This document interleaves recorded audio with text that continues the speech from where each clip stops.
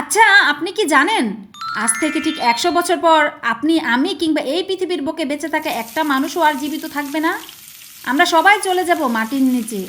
কিন্তু কখনো কি ভেবেছেন, যখন মৃত্যুর ফেরেশতা আজরাইল আলাইহিস সালাম আমাদের সামনে আসবেন, ঠিক তার আগের কয়েক মিনিটে আমাদের সাথে কি ঘটবে? রাসূল সাল্লাল্লাহু আলাইহি সাল্লামের হাদিস অনুযায়ী মৃত্যুর ঠিক আগ মুহূর্তে প্রতিটি মানুষ এমন 3টি সত্য দেখতে পায় যা বেঁচে থাকতে সে কখনোই দেখতে পায়নি। পয়েন্ট নাম্বার 1, চোখের সামনের পর্দা সরে যাওয়া।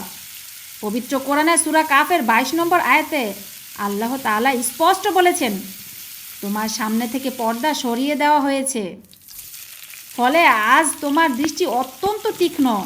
আমরা জীবিত অবস্থায় আমাদের চারপাশের জিন, ফেরেশতা বা অদৃশ্য জগৎ দেখতে পাই না, কিন্তু মৃত্যুর ঠিক আগ মুহূর্তে মানুষের চোখের এই পর্দা আল্লাহ তুলে নেন। মানুষ তখন তার চারপাশে রহমত কিংবা আযাবের ফেরেশতাদের দাঁড়িয়ে থাকতে দেখে।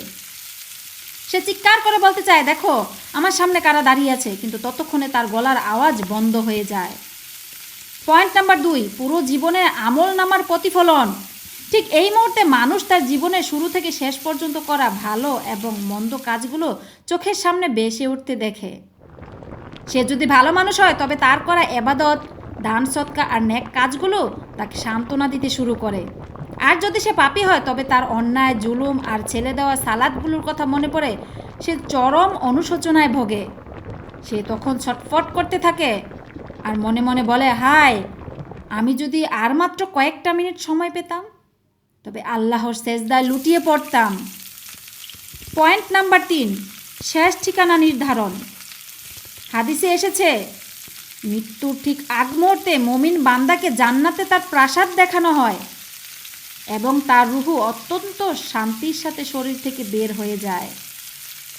অন্যদিকে একজন পাপী মানুষকে জাহান্নামে তার ভয়ানক স্থানটি দেখানো হয়, যা দেখে সে ভয়ে শিউরে ওঠে।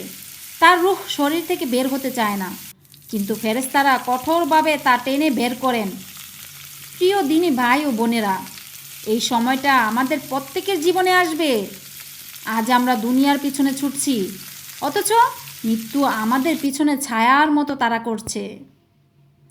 এখনো সময় আছে, আসুন আমরা আল্লাহর দিকে ফিরে আসি। আজকের এই ভিডিওটি যদি আপনার মনে বিন্দুমাত্র অনুশোচনা তৈরি করে থাকে, তবে কমেন্টে লিখুন, আল্লাহুম্মা হাসিবনি হিসাবা ইয়াসিরা। হে আল্লাহ, আমার হিসাব সহজ করে দিন। আর এই বার্তাটি অন্য ভাই বোনদের স্মরণ করিয়ে দিতে ভিডিওটি শেয়ার করুন। জাজাকাল্লাহ খায়রান।